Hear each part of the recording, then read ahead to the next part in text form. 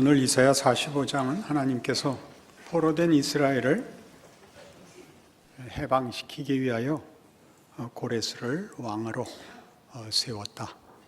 내가 역사의 주인이다. 그렇게 선포하는 자리입니다. 고레스는 기원전 539년에 바벨론을 무너뜨리고 페르시아를 당대 최고의 제국으로 일으킵니다.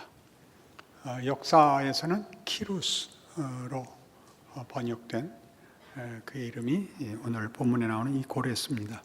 하나님이 고레스를 세워 하나님께서 이스라엘에게 가진 뜻, 저들을 백성 삼으시고 약속하시고, 그리고 그 약속을 거부하는 백성에게 심판하시고 깨우치시고 회복시키는 일들을 하는 일에 이 고레스가 중요한 하나님의 종이 되는 것입니다. 그러나 4절에 보시면 이 고레스는 자기가 그런 이해나 그런 목적을 갖고 있지 않은 자입니다. 내가 나의 종 야곱, 내가 택한 자 이스라엘을 위하여입니다. 이게 개정개혁판 초기본에는 제 성경에도 곧 너를 이라는 오타가 들어있어서 그 문맥이 틀리게 됐습니다. 내가 나의 종 야곱, 내가 택한 자 이스라엘을 위하여 네 이름을 불러 너는 나를 알지 못하였을지라도 네게 칭호를 주었노라. 고레스는 모릅니다. 하나님의 일을 하고 있는지 모릅니다. 당시 전 세계에 패권을 가진 자가 모르고 하나님의 일에 쓰임을 받습니다. 5절 나는 여호와라 나 외에 다른 이가 없나니 나밖에 신이 없느니라. 너는 나를 알지 못하였을지라도 나는 네 띠를 동일 것이요 해 뜨는 곳에서든지 지는 곳에서든지 나밖에 다른 이가 없는 줄을 알게 하리라. 이렇게 약속이 됩니다. 그러니까 이스라엘 백성들은 고레스가 바벨론을 멸망시키고 페르시아를 세우고 그가 취한 정책 때문에 풀려납니다. 그가 취한 정책은 앞서 있었던 제국들 아수르나 바벨론의 멸망이 권력으로 강제하는 나라로는 오랜 세월을 버틸 수 없다는 걸 알게 되어 취한 유화 정책입니다. 여러 나라를 굴복시켜 합병하여 세운 제국이기 때문에 국민들이 모두 민족이 다르고 유산이 다르고 정서가 다릅니다. 물론 종교도 다릅니다. 그리하여 고레스는 이 페르시아라는 제국의 정치적 질서를 순종하면 나머지는 다 허락하기로 합니다.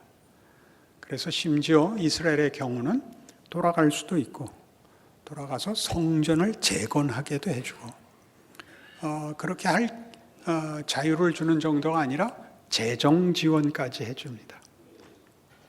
하나님의 일을 한다는 생각에서가 아니라 제국을 다스리는 정치적 수완, 어떤 안목에서 이런 일을 행한 자이죠. 그러나 하나님은 그를 세우고 그가 이런 일을 하는 모든 것이 하나님의 뜻을 이루는 준비된 약속된 일이었다라고 오늘 여기 소개하고 있습니다. 그러니 우리가 역사를 볼 때 역사의 주인이 누구냐? 그러면 없다는 거죠. 혹 누가 주인을 대면 그것은 우연이다 라고 말하고 또는 권력이다 라고 말을 하죠. 역사의 주인은 여러분 생각엔 권력입니까? 우연입니까? 없습니까? 성경은 강력하게 역사의 주인은 하나님이시다 이렇게 얘기합니다.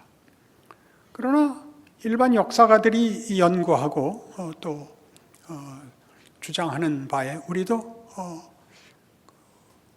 우리의 현실 속에서 당연히 그 이치를 혹은 그 타당성을 암묵적으로 합의하여 권력이라고 모두 가지고 있습니다.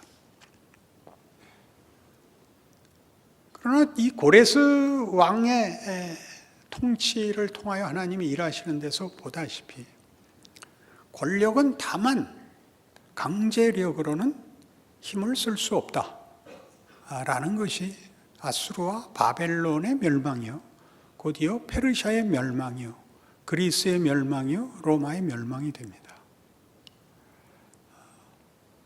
한 나라를 구성하는 힘, 그 강제력도 도덕성을 가지지 않으면 망한다. 역사의 교훈이죠. 이때 말하는 도덕성은 다만 가치와 윤리의 고급함을 얘기하는 것이 아니라 자발성이 있는 것이어야 된다. 법에 대한 자발성은 없습니다.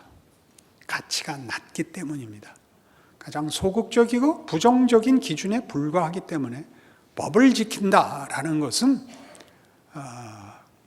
어떤 나라나 사회나 한 존재를 유지하고 희망을 가지게 못합니다. 법을 어기지 않는 것 정도로는 안 됩니다. 더 큰 가치를 가지려면 이 법보다 높은 세상에서 제시할 수 있는 유일한 대안은 도덕이요, 또는 무슨 애국이요, 이념이요, 이상이요, 정의가 될 수 있을 것입니다. 그러나 그것은 전부 다 실제적인 목표와 내용이 될 수 없습니다. 그것은 그냥 다만 명분입니다. 실제적인 자발성을 갖게 하는 것은 명분이 아니라 우리 자신의 실력이어야만 되는 것입니다. 명분이나 또는 무슨은 생각이 안 납니다. 여러분이 합의하시는 어떤 이해관계나 그런 것들은 다 우리를 고치거나 그런 자발성과 헌신을 하게 만들지 못합니다. 주장은 할 수 있지만 그것이 우리를 정의를, 평화를 만들게 하지 못합니다. 우리 스스로가 그게 되지 않습니다. 이 문제에 대하여 그러니까 성경은 일찍부터 이 싸움을 했죠. 역사는 권력이 주인이 아니라 하나님이다. 하나님은 역사를 어떻게 움직이시는가? 누가복음 22장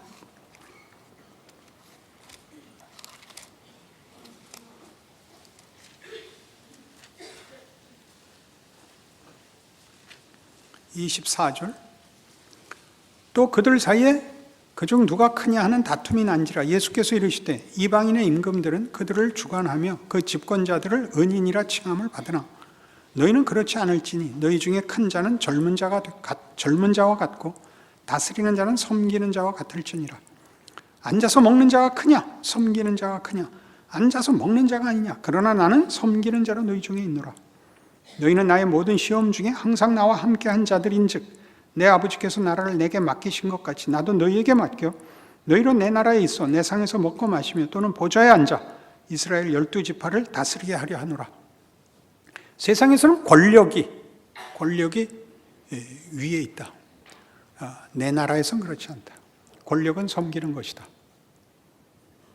너희는 내 모든 시험 중에 항상 나와 함께 있었던 자들인즉 너희가 보상받을 것이다. 이렇게 얘기합니다. 나의 시험 중에 항상 같이 있었던 자들, 그들이 제자들인데 뭘 봤을까요? 역사의 주인이 권력을 갖고 있지 않다는 것을 보았습니다. 우리는 예수님께서 공생애를 시작하기 직전에 받은 시험 속에 나온 이 시험을 다룬 적이 있습니다. 사단이 예수를 데리고 높은 곳에 올라 천하만국을 보이고 내게 절하면 이 모든 것을 내게 주리라. 사단아 물러가라. 다만 내 아버지께 경배하며 그를 섬길지니라 였었습니다. 그러니 하나님이 일을 하신다는 걸 알고 있어야 됩니다. 역사는 권력에 휘둘리는 것이 아니라 그 속에 하나님이 일을 하고 계시는데 하나님은 섬기고 계십니다. 모든 경우, 모든 존재, 모든 시간, 모든 장소에 하나님이 일을 하고 있습니다. 고레스는 모릅니다. 그는 하나님의 일을 하고 있습니다. 여기가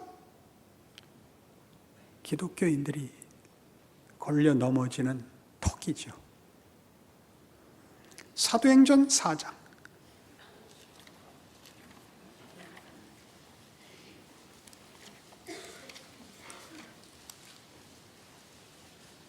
23절 베드로와 요한이 안전뱅이를 고치고 예수의 이름으로 고치고 붙잡혀가서 예수 이름을 증언하는 바람에 곤욕을 치릅니다. 풀려납니다. 1차로 23절 사도들이 노임에 그 동료에게 가서 제사장들과 장로들의 말을 다 알리니 그들이 듣고 한 마음으로 하나님께 소리를 높여 이르되 대주제여 천지와 바다와 그 가운데 만물을 지은 이시여 또 주의 종 우리 조상 다윗의 입을 통하여 성령으로 말씀하시기를 어찌하여 열방이 분노하며 족속들이 허사를 경영하였는고 세상의 군왕들이 나서며 관리들이 함께 모여 주와 그의 그리스도를 대적하도다 하시니로소이다. 과연 헤롯과 본디오 빌라도는 이방인과 이스라엘 백성과 합세하여 하나님께 기름 부으신 거룩한 종 예수를 거슬러 하나님의 권능과 뜻대로 이루려고 예정하신 그것을 행하려고 이 성에 모였나이다. 주여 이제도 그들의 위협함을 굽어 보시옵고 또 종들로 하여금 담대히 하나님의 말씀을 전하게 하여 주시오며 손을 내밀어 병을 낫게 하시옵고 표적과 기사가 거룩한 종 예수의 이름으로 이루어지게 하옵소서 하더라. 헤롯과 빌라도는 자기 일하러 왔습니다. 하나님이 시킨 일 하러 왔습니다. 악역을 맡았지요. 거스르는 일을 맡았습니다. 그것이 하나님께서 하시고자 하는 일을 담아내는 자리, 역할, 현실입니다. 우리는 우리 역할, 하나님이 우리 안에 담는 일 하겠습니다. 저들은 핍박하는 일, 우리는 핍박당하는 일 속에 하나님이 저기서도 하나님의 일하고 여기서도 하나님의 일합니다. 저들의 권력을 휘두르는 것 같이 우리로 우리의 믿음을 휘두르게 하옵소서. 이렇게 되는 거죠. 우리의 불만은 뭐죠? 예수가 역사의 주인이시고 역사를 뒤집으러 오셨고 구원하러 오셨고 교회가 세상 앞에 복음과 구원과 하나님의 증거이고 영광이고 실체이고 우리 신자들이 하나님의 손길인데 하나님이 권력을 주시지 않는다는 사실입니다. 우리는 지는 자 같고 우리는 망하는 자 같고 우리는 없는 자 같습니다. 역사의 주인이 오셨고 역사를 구하러 오셨으나 역사가들은 세상은 예수를 역사에서 빼어놓고 얘기합니다. 죽는 신은 필요 없거든요. 세상의 권력에 지는 신이 무슨 신이겠는가 라고 생각을 했죠. 그래서 예수의 부활을 얘기하면 흔히 하는 얘기대로 음모론이 되는 겁니다. 음모론이란 컨텍스트와 텍스트가 분리되면 음모론이 나옵니다. 그 정황에서 그 내용은 구라가 되는, 컨텍스트와 텍스트가 분리가 되면 그것은 거짓말인 것입니다. 죽음을 부활로 반전시켰다. 구라죠. 죽음은 끝인 겁니다. 그러니까 구라죠. 예수 믿는 건 구라입니다. 그러니 예수도 구라입니다. 그게 역사가 하는 저들의 이해이죠. 우리는 그게 구라가 아니라는 걸 어떻게 알죠? 내가 믿는데요. 여러분 모두가 여러분이 믿습니다. 이건 우리의 컨텍스트에 텍스트가 들어와서 우리 안에서는 그것이 일치가 되는데 어떡할 겁니까? 여러분들의 흔들림과 고민은 나에게서는 일치되었는데 세상에서는 일치되지 않는 걸 얼마든지 보거든요. 얼마든지. 역사에서, 국제사회에서, 현실에서, 사회에서, 자신의 인생에서 실컷 봅니다. 세상은 권력을 가져야 됩니다. 그렇지 않은 구원을 받아놓고서 앞뒤가 맞지 않는 내 정황에 이 본문이 들어올 수 없는 고백과 현실 속에 결과물이면서도 믿어지지 않는 거죠. 이 일에 대한 성경의 증언은 바울에게서 너무나 분명합니다. 사도행전 9장에 가보십시다. 바울의 회심을 봅시다. 9장 1절. 사울이 주의 제자들에 대하여 여전히 위협과 살기가 등등하여 대제사장에게 가서 다메섹 여러 회당에 가져갈 공문을 청하니 이는 만일 그 도를 따르는 사람을 만나면 남녀를 막론하고 결박하여 예루살렘으로 잡아오려 함이라. 사울이 길을 가다가 다메섹에 가까이 이르더니 호련히 하늘로부터 빛이 그를 둘러 비추는지라. 땅에 엎드러져 들음에 소리가 있어 이르시되 사울아 사울아 네가 어찌하여 나를 박해하느냐 하시거늘 대답하되 주여 누구시니까 이르시되 나는 네가 박해하는 예수라. 너는 일어나 시내로 들어가라. 네가 행할 것을 네게 이를 자가 있느니라 하시니 같이 가던 사람들은 소리만 듣고 아무도 보지 못하여 말을 못하고 섰더라. 사울이 땅에서 일어난 눈은 떴으나 아무것도 보지 못하고 사람의 손에 끌려 다메섹으로 들어가서 사흘 동안 보지 못하고 먹지도 마시지도 아니하니라. 그때 다메섹에 아나니아라 하는 제자가 있더니 주께서 환상 중에 불러 이르시되 아나니아야 하시거늘 대답하되 주여 내가 여기 있나이다 하니 주께서 이르시되 일어나 집 가라 하는 거리로 가서 유다의 집에서 5 사람 사울이라 하는 사람을 찾으라. 그가 기도하는 중이니라. 그가 아나니아라 하는 사람이 들어와서 자기에게 안수하여 다시 보게 하는 것을 보았느니라 하시거늘 아나니아가 대답하여 하되 주여 이 사람이 대하여 내가 여러 사람에게 듣사온즉 그가 예루살렘에서 주의 성도에게 적지 않은 해를 끼쳤다 하더니 여기서도 주의 이름을 부르는 모든 사람을 결박할 고난을 대제사장들에게 받았나이다 하거늘 주께서 이르시되 가라. 이 사람은 내 이름을 이방인과 임금들과 이스라엘 사람들에게 전하기 위하여 택한 나의 그릇이라. 그가 내 이름을 위하여 얼마나 고난을 받아야 할 것을 내가 그에게 보이려 한다 하십니다. 지금 정황은 뭡니까? 바울이 회심을 한 게 아니라 증오심과 적개심과 진심을 가지고 예수 믿는 자들을 죽이러 뛰어들어가고 있는 사람입니다. 거기에다가 예수께서 오셔서 너는 내 종이 될 것이요 복음을 이방에 전할 것이요 임금들 앞에 설 것이요 말할 수 없는 고난을 받을 것이라를 거기다 넣어놓은 겁니다. 그게 바울입니다. 바울이 회개했다고요. 내가 지난번에 만났을 때도 물어봤어요. 안 했대요. 무슨 말인지 아세요? 여기다가 담는다고요. 바울같이 이 일이 극명하게 컨텍스트와 텍스트가 분리되는 사람은 있을 수가 없어요. 그가 자신의 사도권을 증명할 때도 내가 복음의 사도가 맞다라고 만일 여러분에게 당신이 예수 믿는 게 맞습니까? 그러면 여러분 뭐라고 증명하시겠어요? 내가 이런 경험을 했고 이렇게 예수를 받아들였고 이렇게 성경에 증언을 했고 그게 다 나와 일치한다. 그렇게 얘기할 거 아니에요. 그렇게 안 해요. 고린도후서 11장. 사울의 자신의 사도권에 대한 증언은 이렇게 되어 있습니다. 16절부터 봅니다. 내가 다시 말하노니 누구든지 나를 어리석은 자로 여기지 말라. 만일 그러하더라도 내가 조금 자랑할 수 있도록 어리석은 자로 받으라. 내가 말하는 것은 주를 따라 하는 일이 아니오 오직 어리석은 자와 같이 기탄 없이 자랑하노라. 여러 사람이 육신을 따라 자랑하니 나도 자랑하겠노라. 너희는 지혜로운 자로서 어리석은 자들을 기쁘게 용납하는구나. 누가 너희를 종으로 삼거나 잡아먹거나 빼앗거나 스스로 높이거나 뺨을 칠지라도 너희가 용납하는도다. 나는 우리가 약한 것 같이 욕되게 말하노라. 그러나 누가 무슨 일에 담대하면 어리석은 말이나마 나도 담대하리라. 그들이 히브리인이냐? 나도 그러하며 그들이 이스라엘이냐? 나도 그러하며 그들이 아브라함의 후손이냐? 나도 그러하며 그들이 그리스도의 일꾼이냐? 정신없는 말을 하거냐? 나는 더욱 그러하도다. 내가 수고를 넘치도록 하고 옥에 갇히기도 더 많이 하고 매도 수없이 맞고 여러 번 죽을 뻔하였으니 유대인들에게 40에서 하나 감한매를 5번 맞았으며 3번 태장으로 맞고 1번 돌로 맞고 3번 파손하고 일주일을 깊은 바다에서 지냈으며 여러 번 여행하면서 강의 위험과 강도의 위험과 동족의 위험과 이방인의 위험과 신의 위험과 광야의 위험과 바다의 위험과 거짓 형제 중에 위험을 당하고 길게 하면 고난이 길어져서 짧게 합니다.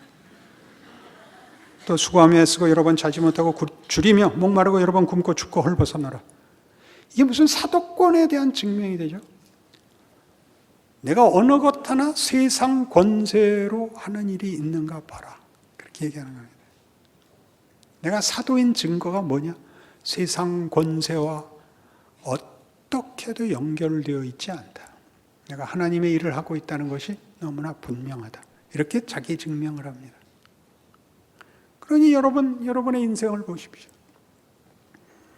여러분의 모든 불만, 나를 불러 하나님을 믿게 하고 헌신케 하고 감격해 놓으시고 아무런 권력을 주시지 않으면 뭘 어떻게 하란 말입니까?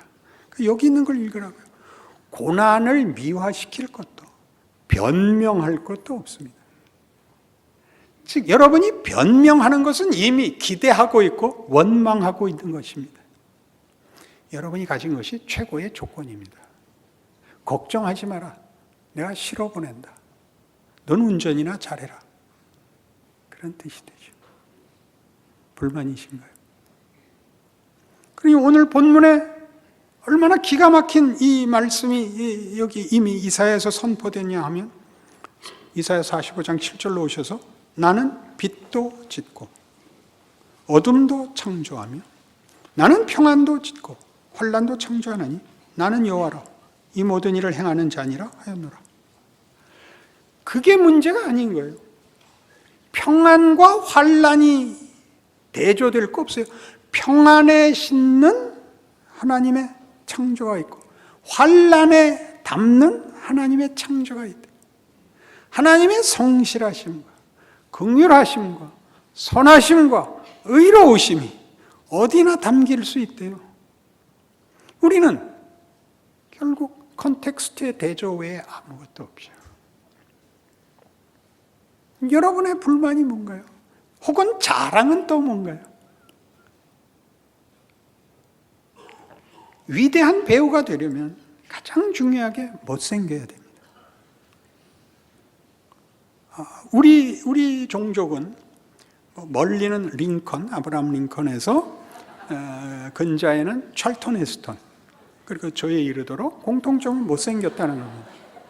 매우 중요한 겁니다. 잘생기면 텍스트를 사람들이 못 봅니다.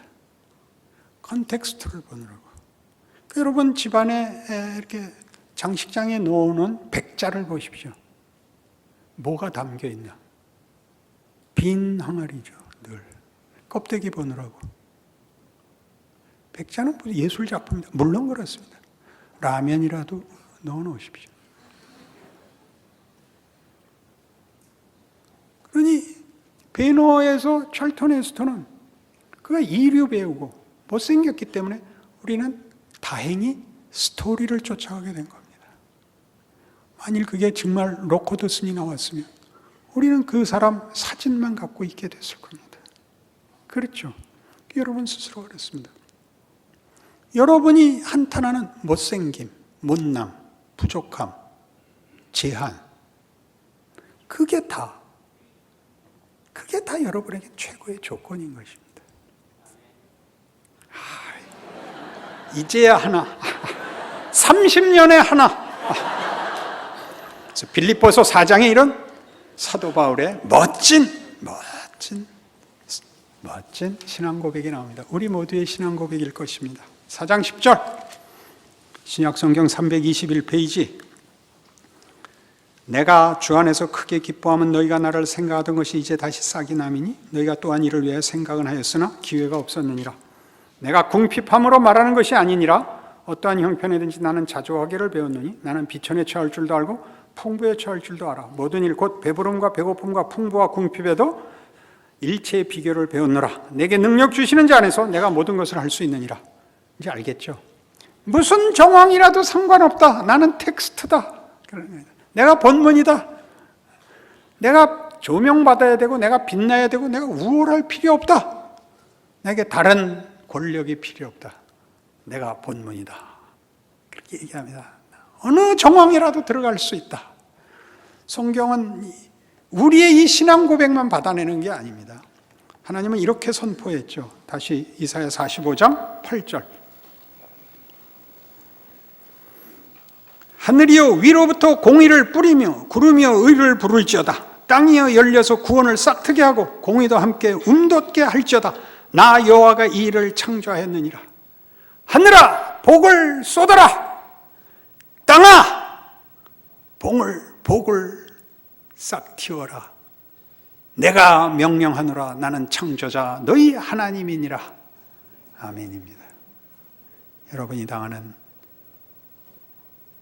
인생과 역사와 어떠한 현실 속에도 이 창조주가 주인이십니다. 기도하십시다. 하나님 아버지 은혜를 감사합니다. 우리의 존재와 우리의 지위와 우리가 만나는 현실 속에서 우리가 본문이 되어야 합니다. 하나님의 자녀이니까요. 하나님의 영광이 드러나며 하나님의 창조와 승리와 하나님의 복이 우리 안에서 증언되는 그 귀한 삶을 사는 줄 아는 믿음의 승리, 영광, 자랑, 감사 있게 하옵소서. 예수님 이름으로 기도합니다. 아멘.